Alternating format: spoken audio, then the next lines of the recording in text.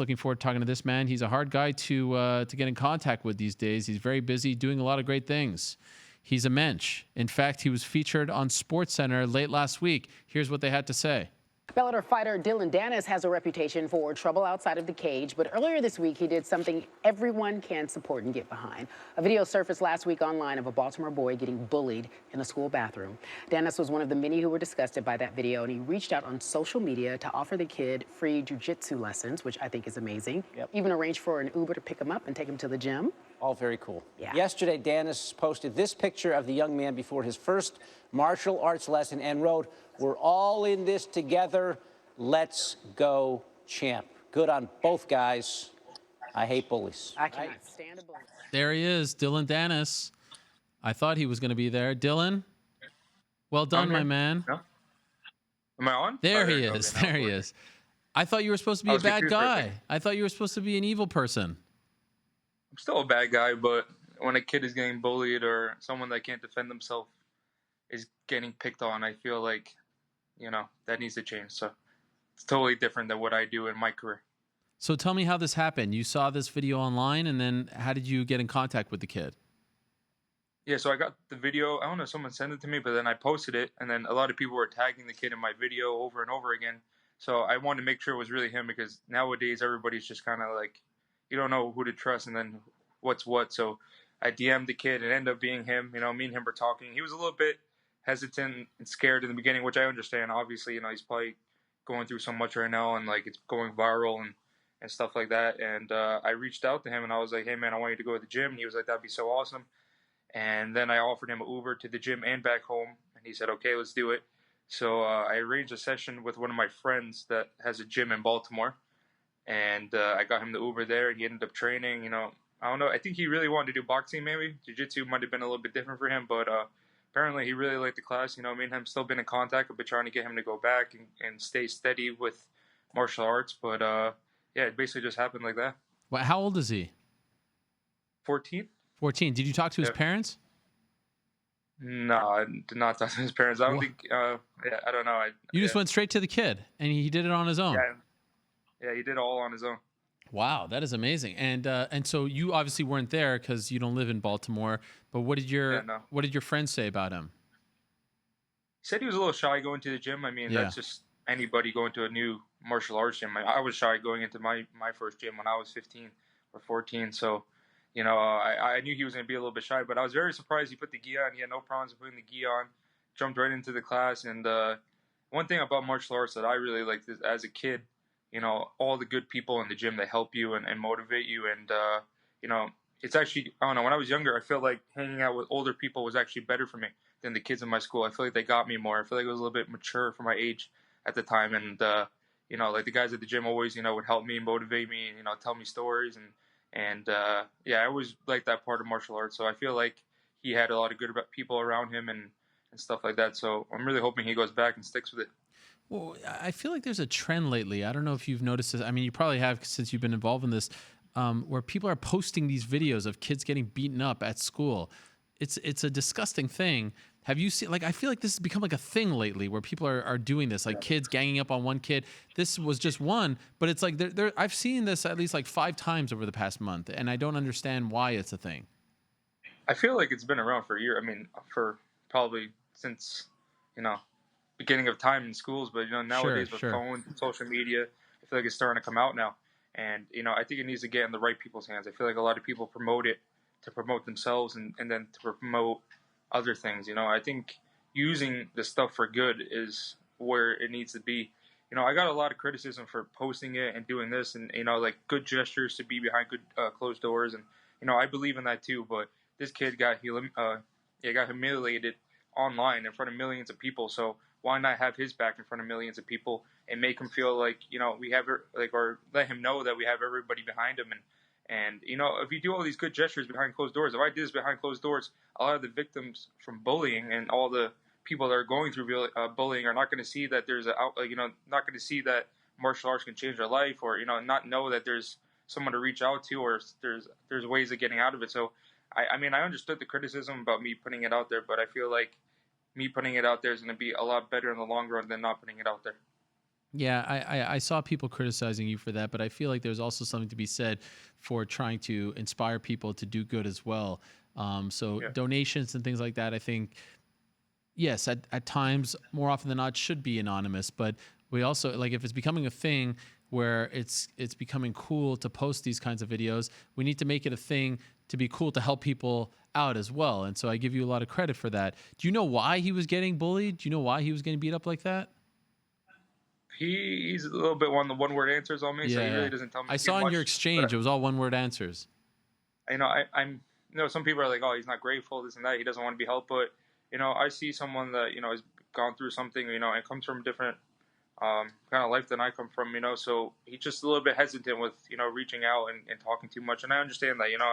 I don't hold that against him, so I just feel like the more I help him, the more I talk to him. I've been talking to him on a daily basis, reaching out to him and just trying to talk more and breaking him out of his shell and whatever he feels more comfortable with. So I don't know. I mean, I feel like a lot of people just give up on people and just say, no, he doesn't deserve this, or he's not grateful, or he doesn't care, but I kind of always try to find the good in people and work it out with him in a certain sense. Like, I know how it is to be that age and go through stuff, and I don't know.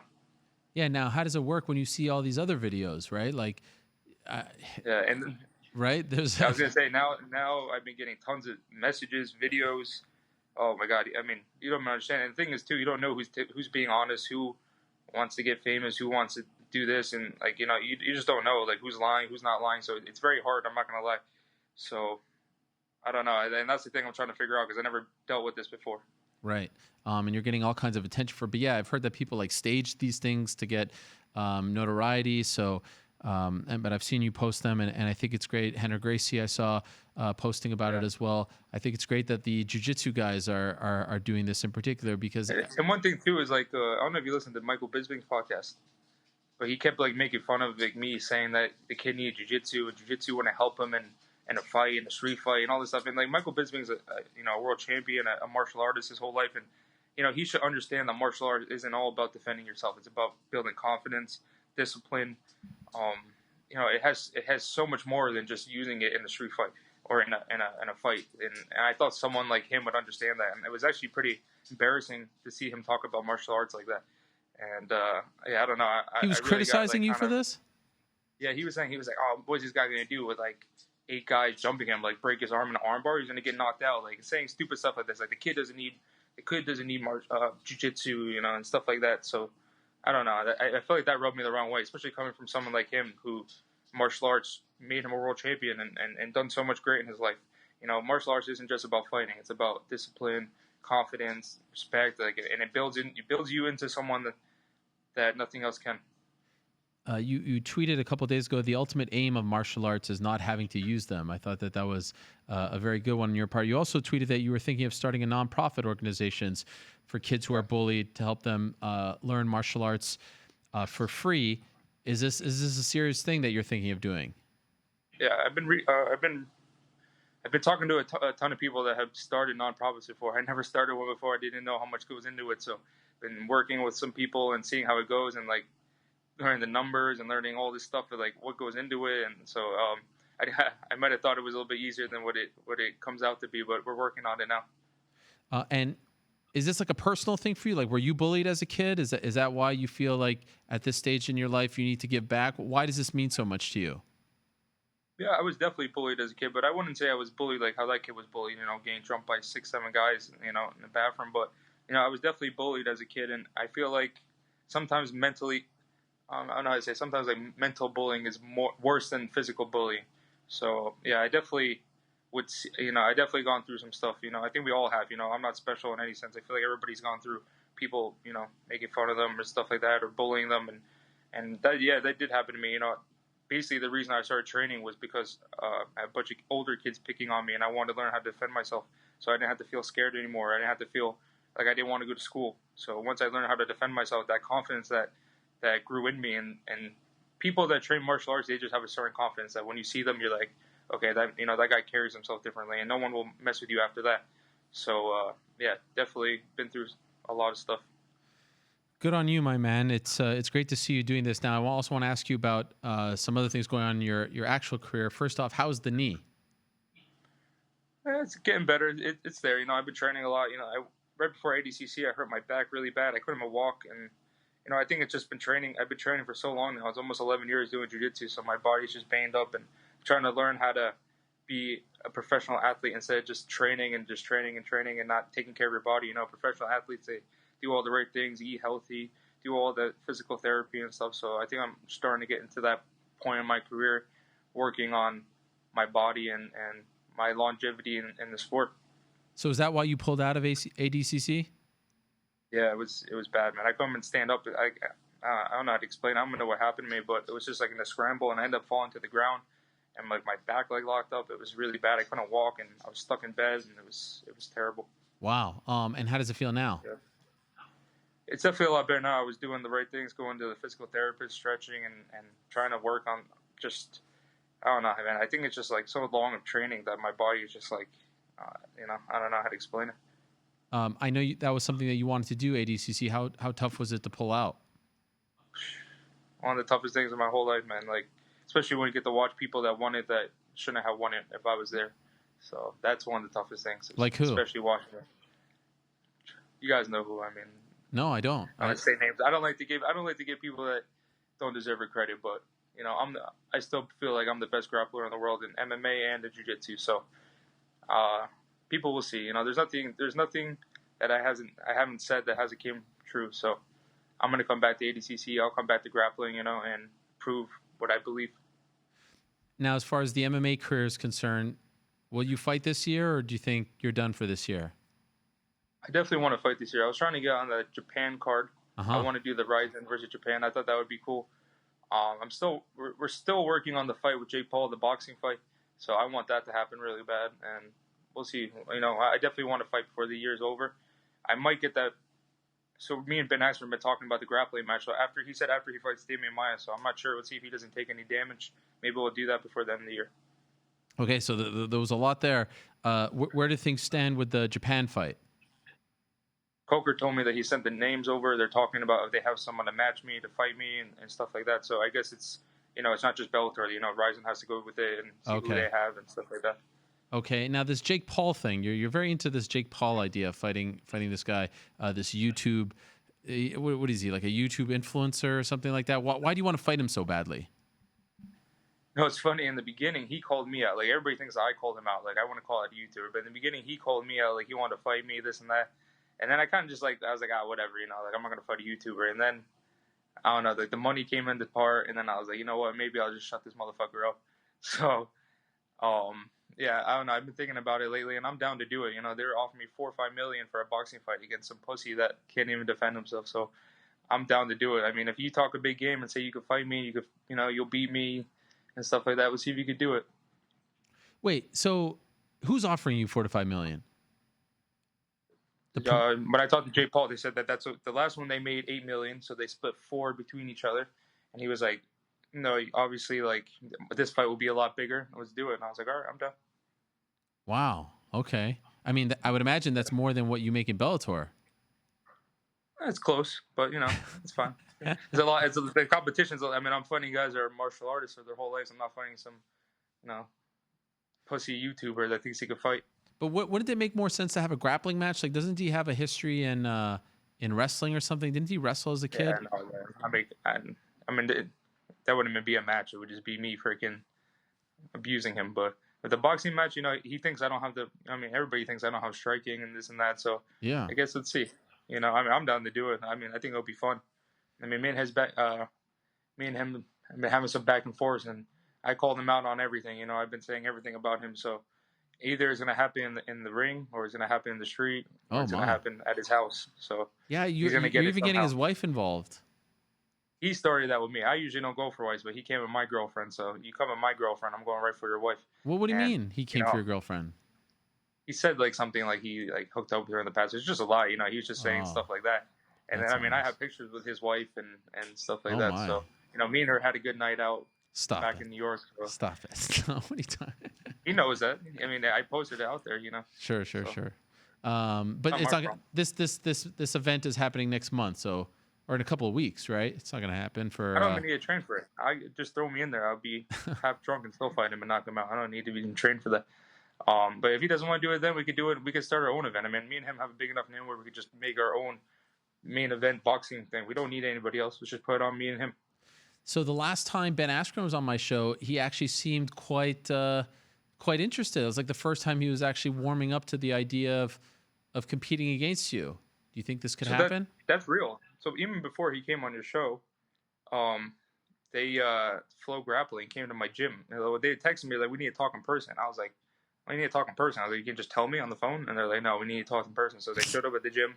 They said that Ben Askren called Flow Grappling like personally on the phone and said, I want to grapple Dillon Danis, let's set it up. And I said, okay, let's do it. I don't care. I'm down. So they were working on setting up some press conferences and building up a big event around it. And I think that would be awesome. But the only thing that kind of sucks is that he's gonna get submitted by Demian Maia, but we'll see what happens. Oh, I was just going to ask you that. He's fighting this Saturday against Maia. I'm sure it's a fight you're interested in. Forget about your whatever issue you may have with Asken. Just, two amazing grapplers, ground fighters, a lot of fun. You think Maia actually subs him? He's never been subbed before. You think he subs him? Yeah. If I was, well, I am a betting man, but if I had to bet, I would put I say Demian taps him for sure. Demian taps him. Wow, early? You think he gets him early, or it takes a little time? I say second round submission. Wow, that's pretty early. Yeah. And think about it, too. Demian has way better striking than him, so he's fucked. I mean, he's not going to beat him on the ground. He's going to just take him down and hold him. He's not going to hold Demian. Demian's definitely going to tap him. There's a video back in the day of Jake and Ben Askren training, like, and Jake was tapping him over and over again. Him training with Marcelo, like, he's very overrated. So Demian, I for sure will tap him. He's fought way better competition. He's a way better black belt, So if Demian submits him on Saturday, does that take the appeal away from you? Like, do you want to be the first guy to submit him? So, Yeah. I mean, if he comes out and like begs me and stuff like that, then maybe I'll do it. But I don't know. Like nowadays, it's so hard to find someone that's like on the level of me, like in popularity wise and fighting wise. So, if he comes out and begs me and he's nice about it, I'll probably do it. Sure. And what about Kevin Lee? Is that dead? I was kind of into that one. But no, I put it on my Twitter. He said like the only way he'll do it if it's like combat jiu-jitsu, and he knows that UFC wouldn't let him do that because it's technically MMA. It's like once you start punching people legally. But I was always down for it, and then he was like, man, like if we fought real jiu-jitsu, like he probably leg locked me or something like that, and so I need to be able to hit him. So he just like went back on what he was saying, but I'm down to do it. Everything I've ever said, everybody's ever turned down or ran away from it, so I'm down to do it. I don't care. You could show up at my gym. We'll do it tomorrow. Doesn't matter. Now, what's this picture that you posted, you and Nick Diaz? What's that all about? Someone tagged me in that, and they were saying, like, Nick might come to Bellator or something like that. I was like, yeah, let's do it. That'd be awesome. Someone was saying the same thing with Kobe, saying that if Kobe loses, Dana's going to cut him and put him to he'll come to Bellator because, he was saying he was going to hit him in the head with a belt. Yeah. So, yeah. I was thinking that'd be cool. Let him come to Bellator, and I'll fight him. Okay, wow.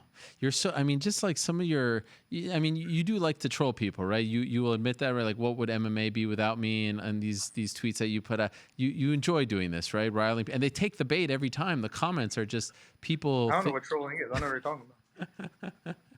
Just saying how I feel. Right. That's right. And in the comments, you're all. It's the same thing when you put me like, oh, Dillon Danis you on the show, and everybody's like, oh my god, Dillon Danis. Then I'm the highest watch one on the show. It's like, right. What the hell are you guys talking about? I'm the only one that brings excitement to MMA, jiu-jitsu. I mean, come on, let's be honest. What other I don't know. It's just stupid. Like, I don't even need to say it anymore because it's just stupid. Everybody knows who's the man and who fucking brings all the eyes and all that. So you can complain all you want that I'm on your show, but I'm the highest one that's get watched every single time. Well, you were supposed to be on a couple weeks ago, and then you ghosted me, and I wasn't happy about that. You know this, right? Just gotta let you know who the A side is, I appreciate that. By the way, was it Gordon Ryan that you were referring to before? I'm referring to everybody. Okay. I want to verse them all. After ADCC, a couple places reached out like, "What do you want to verse?" I want to go against Buchecha. I want to go against them all. So. I mean, I'm the one that at any weight fought. I'm the one that at middleweight and lightweight was fighting absolutes every single year. So I go against everybody. I go against everybody, gi and no gi. All these guys either do one or the other. They do this and that. They need certain rule sets. I'm the one that my whole career never complained about rule sets, never complained about gi, no gi, and now I'm fighting MMA. So there's only one me. Are you still the highest paid fighter in Bellator, or has that changed since the last time we talked about that? No, my pay keeps going up. No one is coming close to me. Okay. I was actually surprised when they said that Chris Cyborg was the highest paid women's fighter ever. That was pretty cool. Yeah. So I'm happy for her. That's cool. She's part of Paradigm too and stuff like that. So I was very happy about that. But yeah, no one comes close to me. Come on. My second fight ever, I'm the co-main event in Madison Square Garden. Right. With the crowd going nuts. The whole place didn't even make a noise until I came out. Well, being co-main event doesn't always mean that, like, Greg Hardy's been co-main event too, and he doesn't have a lot of fights, so. Yeah, but I mean, come on. Look at the last fight. The guy took an inhaler in between the freaking in between rounds. He barely breathed. Hey, can I? Okay, let me get your take on this before I let you go. I asked Joe Lozon about it.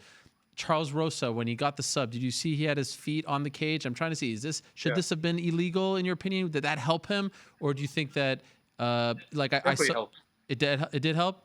Yeah. I mean, I would say it definitely helps because you're not gonna be able to pry the legs off as easy if he has his toes in the cage. But yeah, I mean, probably should have been disqualified for that. But I guess stuff happens. It's a fight, so I mean, the referee didn't call it, so I guess it's legal, right? Yep. He didn't see it. I was happy for Joe Lozon too. He had a really good win, huh? He did. Amazing. I saw you give him props on Twitter as well. One of the legends of the game had a losing streak, so it was good. I ever tell you about that when I versed them in that grappling match? You know who they offered me? I was supposed to fight Tony Ferguson, and then they came with Joe Lozon, and back then Tony Ferguson didn't really have a name. Yeah, and I was like, I'll go with Joe Lozon because Joe Lozon was like a legend even back then. Wow. And I was like, I was like Tony Ferguson. I was like, that guy like fights on the prelims. He's a purple belt. And it's funny how things come around now, huh? Wow. And what year was this? This was 2014, maybe. And who won between you and Joe? I won, yeah. I just put it on my Twitter. I submitted him. I just wanted you to say. Look, back then in 2014, I was still calling the shots. They were asking me who I wanted to fight, and I said Tony Ferguson. I said that guy's on the prelims. I'm not fighting him. So it's funny. Like many years down the line, I'm still making all the calls. By the way, what are you celebrating? I see a balloon over there behind you. What are you celebrating?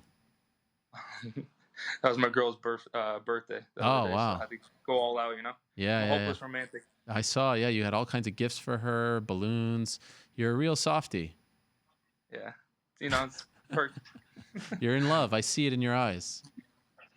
Try, man. Try. Well done. You're making your mom very proud, Dillon. I knew you had it in you, and I don't believe everyone who says all these mean and nasty things about you. Good job helping out that kid and trying to be a positive influence and everything that you're writing about as far as martial arts and the potential charity and all that stuff. Well done, my man. Thank you for doing this. I appreciate it, and hopefully the back and knee feel good soon, and we'll see you back in there soon enough. Thanks for having me, Ariel. Appreciate it.